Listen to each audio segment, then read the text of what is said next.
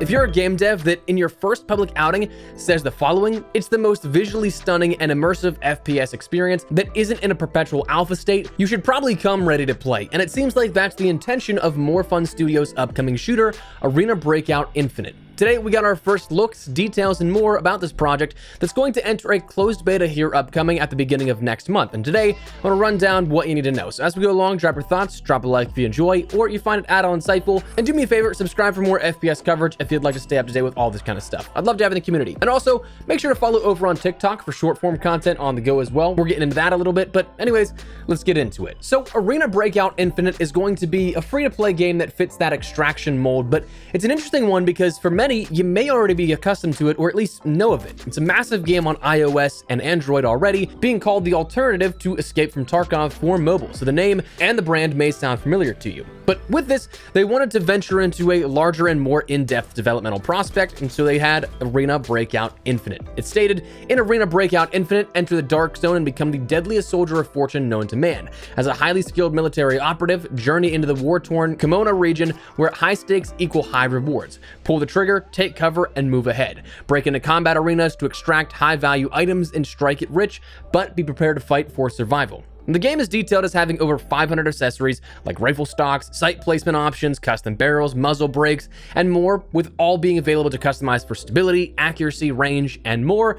So the game is meant to be insanely customizable on top of that core gameplay loop, and one of the press release images certainly backs that up with 1, 2, 3, 4, 18 different options for customizing your weapon, which is both awesome and honestly kind of overwhelming at first glance. Like, look at these images and tell me that that's not a ton of lines connected to your weapon assembly.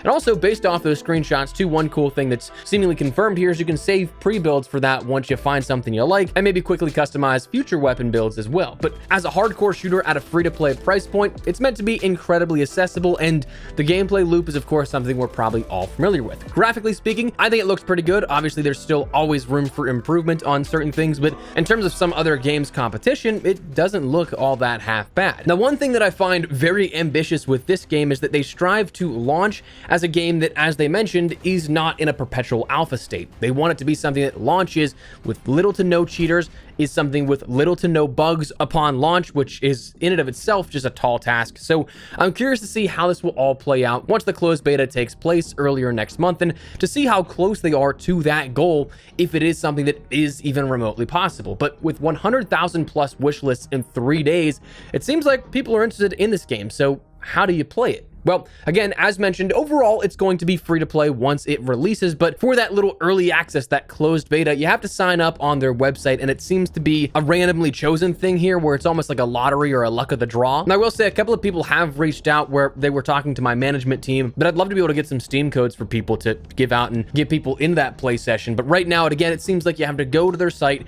sign up, and it's just the luck of the draw. Right now, I don't even have access, so hopefully I get picked. I'd love to play. But while we have a little bit of information, while it looks like something that can pretty much come into its own, where it's going to be its own game and be a nice bit of competition in the space for this genre, it's interesting because right now, the market competition, I don't know that there could have been a better time for fans of the genre to have another alternative come into play. For those who follow, I don't know that I've ever seen such a genre-leading game have such a massive implosion. Escape from Tarkov and the developers Battle State have been on a fast track to pissing everyone off since around 3 a.m. Eastern last night.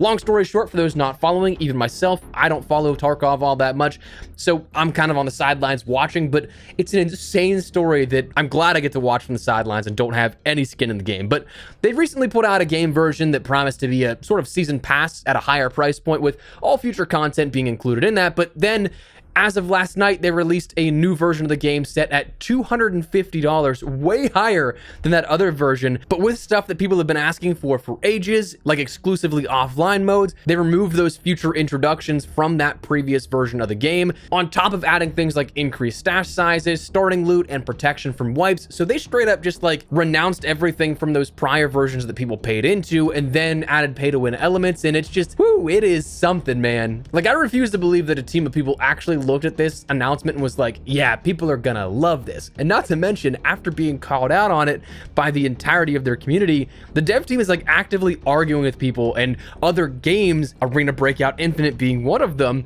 with their social accounts, where it's equal parts hilarious and kind of sad. Like, I'm just kind of watching in disbelief about all this, but I will say I do kind of find other games jumping in on it, the beef of that, a little bit funny. But point being, if there's ever a time for a game to enter beta state and then release shortly thereafter, it's when the behemoth of the genre you're entering into decides to take a few steps closer to that ledge of killing off their own game, like self-sabotage to the next level degree.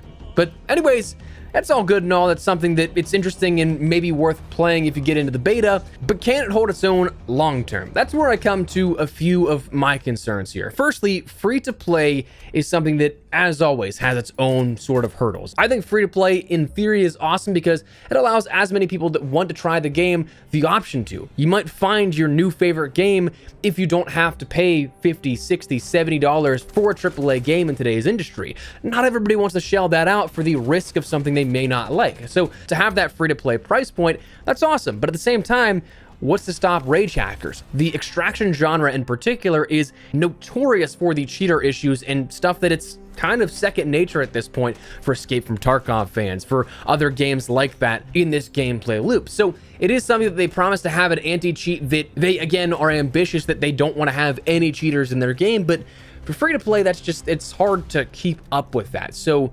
fingers crossed, but also the potential for pay to win elements to be introduced.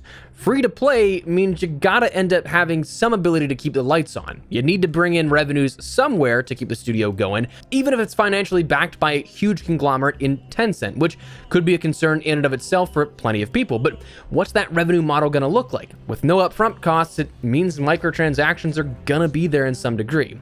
Now, if I'm not mistaken, I believe that the mobile version had the ability to buy like pre-built kits, which could be seen as pay to win and as an advantage, but you also die and lose everything all the same.